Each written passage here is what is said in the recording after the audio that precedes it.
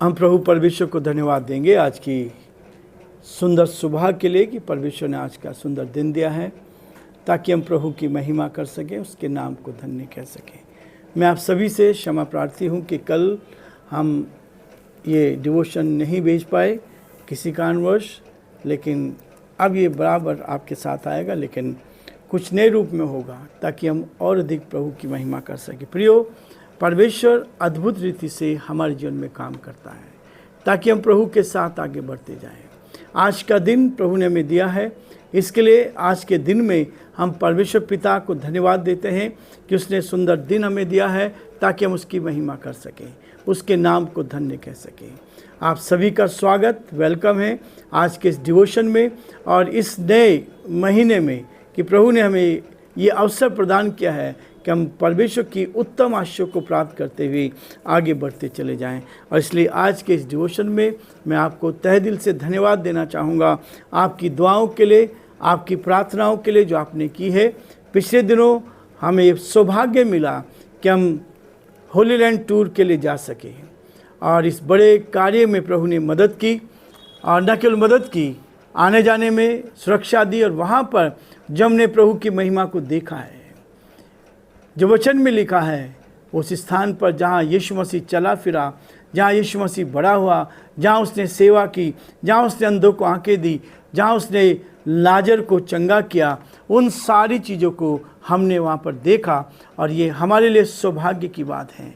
और इस आने वाले दिनों में हम उन सारी चीज़ों को जो आज साधन हमारे पास है, कुछ वीडियोस आपके सामने रखेंगे और उसी से रिलेटेड जो रहेगा संदेश भी हम देंगे। लेकिन जो पुस्तक हमने शुरू की है रोमियो की, उसको हम बराबर बरकरार रखेंगे ताकि इसके द्वारा जो सीरीज चल रही है उसको हम पूरा करते चले जाएं। और बीच बीच में हम लोग दिखाने की कोशिश करेंगे कि परमेश्वर हमें कहाँ कहाँ ले गया है, और उसकी छोटी सी क्लिप्स आपको दिखाएंगे। स्टार्टिंग में कुछ फ़ोटो दिखाएंगे ताकि आप भी इसमें एंजॉय कर सकें, परमेश्वर को धन्यवाद दे सकें, और जो कुछ आपने प्रार्थना की है उसके उत्तर को भी आप देख पाएंगे।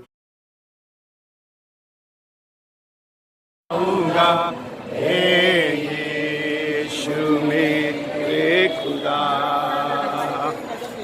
बेकार तेरे हैं बेशुमार, कोटि कोटि स्तुति। आज के दिन की शुरुआत हम प्रभु के इस वचन के साथ करना चाहते हैं ताकि वचन जिसके द्वारा हम आशीष प्राप्त करते हैं, इस वचन को हम अपने जीवन में लेकर प्रभु की महिमा कर सकें। रोमियो उसका 9 अध्याय उसके 6, 7 और 8 पद को। परंतु यह नहीं कि परमेश्वर का वचन टल गया, इसलिए कि जो इस्राएल के वंश के हैं वे सब इस्राएली नहीं हैं, और ना अब्राहम के वंश होने के कारण सब उसकी संतान ठहरे।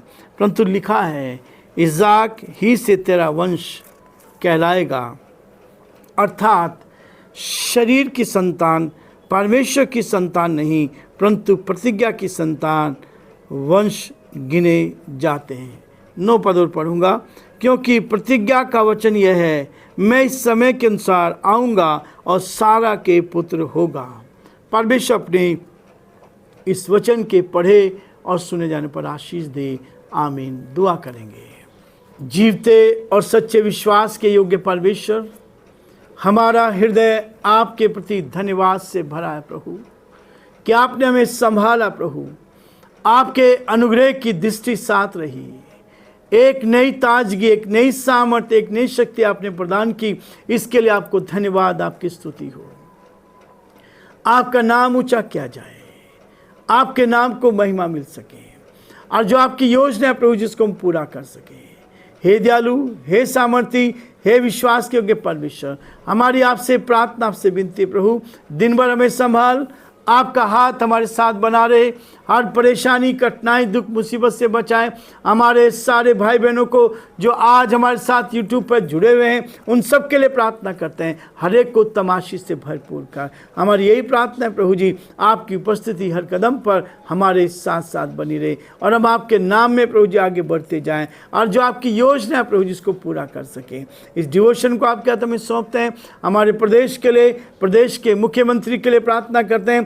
प्यारे परमेश्वर, प्रदेश के राष्ट्रपति के लिए प्रार्थना करते हैं, प्रधानमंत्री के लिए प्रार्थना करते हैं। आप उनको संभालें, आप उनकी मदद करें, आपका दया का हाथ उनके साथ बना रहे, ताकि इस देश का संचालन आपकी महिमा के लिए पूरा कर सकें। बड़े आदर के साथ, दीनता, नम्रता के साथ हम सभी को प्रभु जी आपके हाथों में सौंपते हुए इस विनती को अपने प्रभु, अपने उद्धारकर्ता यीशु मसीह के नाम से मांगते हैं, आमीन। प्रियो, ये जो छोटी सी क्लिप आपने देखी, हमने 22 तारीख को अक्टूबर से हमने दिल्ली से इस यात्रा को शुरू किया था। जयपुर से 3 परिवार हम यहाँ से थे और वैसे हिंदुस्तान से अलग अलग स्थान से करीबन 51 भाई बहन थे जो इस टूर के लिए गए थे, होली लैंड टूर के लिए। पास्टर रॉबिन जो इस टूर की अगुवाई कर रहे थे, जिनके मार्गदर्शन में हम वहाँ गए और प्रभु ने बहुत अच्छा समय दिया। और आपको हम दिखाना चाहेंगे कि यहाँ से शुरू से लेकर और आखिर तक, जिस दिन तक ये टूर रहा, 2 तारीख तक, 2 नवंबर तक, हमने इस बात को देखा कि परमेश्वर की सामर्थ कैसे काम करती रही। यहाँ से हम पास्टर ट्रेवर, उनकी पत्नी, मैं और मेरी पत्नी, और निवाई से हमारे भाई अगस्टिन और उनकी पत्नी, यहाँ से हम लोग साथ निकले थे।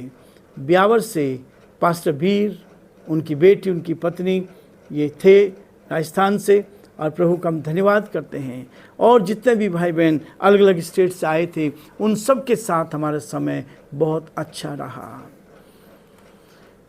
एयरपोर्ट पर ही जैसे हम लोग दिल्ली पहुँचे, प्रभु का धन्यवाद करते हैं, प्रार्थना के द्वारा शुरुआत हुई, धन्यवाद का गीत गाया गया और प्रभु ने इस सारे सफ़र में सब लोगों को सुरक्षित रखा। और जहाँ जहाँ हम गए वहाँ पर हमने प्रभु की महिमा को देखा। और न केवल प्रभु की महिमा को देखा, परंतु वहाँ प्रभु की उपस्थिति थी। एक चीज़ जो हम देखना चाह रहे थे कि परमेश्वर के वचन में जो लिखा है, क्या वास्तव में वहाँ है।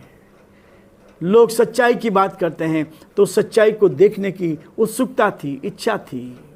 और इसलिए हम लोग यहाँ से गए और प्रभु ने सहायता की। अलग अलग स्थानों पर हम जाते रहे और उसका हम हर दिन एक छोटा सा वीडियो आपको दिखाने की कोशिश करेंगे। और मैं चाहूँगा कि आप इसको, इस डिवोशन को भी और इनको भी दूसरों को बताएं, ताकि और अधिक लोगों को परमेश्वर की सच्चाई को मालूम करने का मौका मिल सके।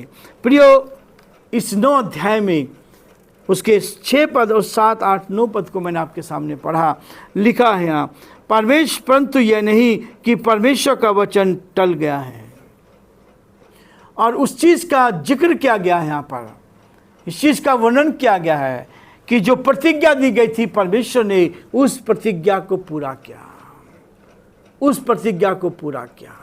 हमने वो स्थान देखा, मोरिया पर्वत भी देखा, जहाँ पर परमेश्वर ने अब्राहम से कहा था कि तू अपने बेटे को यहाँ पर बलिदान कर दे। हमने वो सारे स्थान देखे, लेकिन यहाँ जो वचन कह रहा है, ये वचन इस बात के लिए कहता है, परंतु यह नहीं कि परमेश्वर का वचन टल गया। परमेश्वर का वचन टला नहीं है।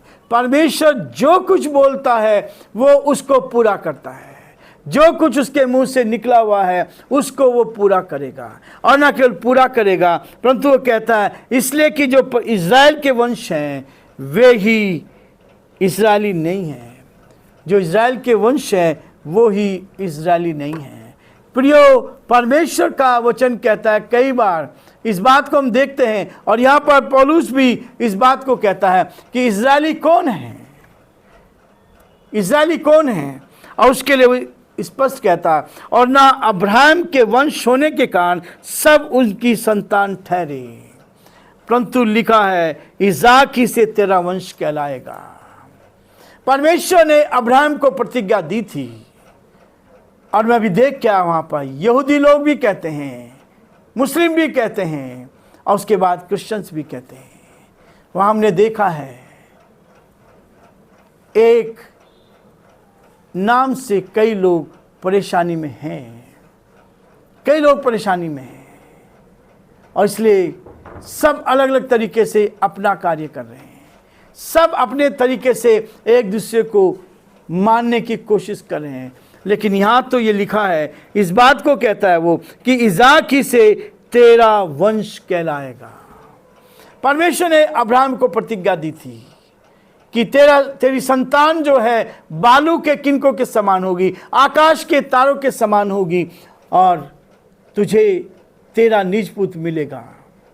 लेकिन जब अब्राहम 100 साल का हो गया, कोई संतान नहीं हुई। बीच में 12 साल बीत गए थे।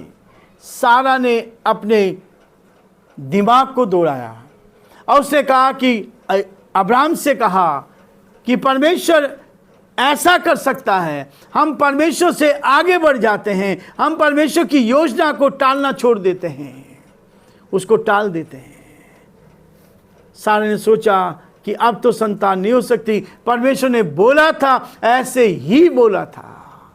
लेकिन परमेश्वर जो प्रतिज्ञा करता है उसको वो पूरा करता है। जो वचन उसने दिया है वो कभी टलता नहीं है, वो कभी टलता नहीं है। इसलिए प्रियो, सारा ने अब्राहम से बात की और उसकी दासी को उसकी स्त्री बना दिया। अब्राहम भी उसमें एग्री था। लेकिन प्रियो, एक चीज हुई, जैसे ही हाजरा प्रेग्नेंट हुई, परिवार में कलह आ गया, परिवार में कलह होने लगा, परिवार में झगड़ा होने लगा, परिवार में बेचैनी आ गई। जो शांति थी वो शांति भंग हो गई, और इतनी शांति भंग हुई कि सारा को, हाजरा को घर से निकालना पड़ा। लेकिन परमेश्वर ने फिर हस्तक्षेप किया और उससे कहा कि जा अपनी स्वामिनी के अधीन रहे। लोग अधीन रहना नहीं चाहते, लोग परमेश्वर के अधीन रहना नहीं चाहते, लोगों के अधीन बनना नहीं चाहते। परमेश्वर आशीष देना चाहता है। लेकिन यहीं से क्या होता है प्रियो, एक बड़ी समस्या उत्पन्न हो जाती है। हाजरा ने एक बालक को उत्पन्न किया, उसका नाम इश्माएल रखा, इश्माएल रखा। लेकिन परमेश्वर की प्रतिज्ञा थी, परमेश्वर ने प्रतिज्ञा दी थी कि इज़ाक ही से तेरा वंश कहलाएगा। अभी तक वो संतान पैदा नहीं हुई थी। लेकिन पूरे 25 साल बीतने के बाद परमेश्वर ने सारा की सुधि ली और वो भी प्रेग्नेंट हुई, और उसको एक पुत्र हुआ जिसका नाम अब्राहम और सारा ने इज़ाक रखा। ये प्रतिज्ञा का किया हुआ वंश था। इसलिए प्रभु कहता है कि इज़ाक ही से तेरी संतान चलेगी, इज़ाक ही से तू आगे बढ़ेगा। और इसलिए परमेश्वर का वचन कहता 8 पद में, अर्थात शरीर की संतान और परमेश्वर की संतान नहीं, परंतु प्रतिज्ञा की संतान वंश गिने जाते हैं। एक शारीरिक मनुष्य होता है, शारीरिक संतान है जो अब्राहम और हाजरा से उत्पन्न हुआ, वो शारीरिक मनुष्य था। लेकिन एक परमेश्वर की प्रतिज्ञा किया हुआ है इज़ाक के बारे में यहाँ कहा गया है कि वो आत्मिक था। यही फर्क हुआ है, और आज भी इसी चीज़ का झगड़ा चल रहा है। ये मैं अपनी आंखों से देख के आया हूँ। फलस्तीन और इज़राइल केवल एक छोटे रास्ते का अंतर है। बड़ी बड़ी ऊंची ऊंची दीवार खड़ी हो गई। पहले सब साथ रहते थे, लेकिन अब संसारिक और शारीरिक में अंतर हो गया, आत्मिक में अंतर हो गया। इसको हम आगे बढ़ेंगे। आज हम ये रुकेंगे ताकि हम कल फिर से नई तरीके से प्रभु की महिमा को देखें और परमेश्वर का हाथ हम सब के साथ बना रहे। प्रभु आप सबको बहुत आशीष दे और प्रभु का हाथ आप सब पर बना रहे। और मैं आप सबको धन्यवाद देना चाहूँगा कि बहुत से भाई बहनों को आपने इसको शेयर किया है, और अभी और आपसे निवेदन करता हूँ कि आप इस चैनल को शेयर करें, इस डिवोशन को शेयर करें और सब्सक्राइब भी करें, ताकि बहुतों तक हम पहुंच पाए और सच्चाई को लेकर हम आगे बढ़ते जाएं। प्रभु आप सबको बहुत आशीष दें।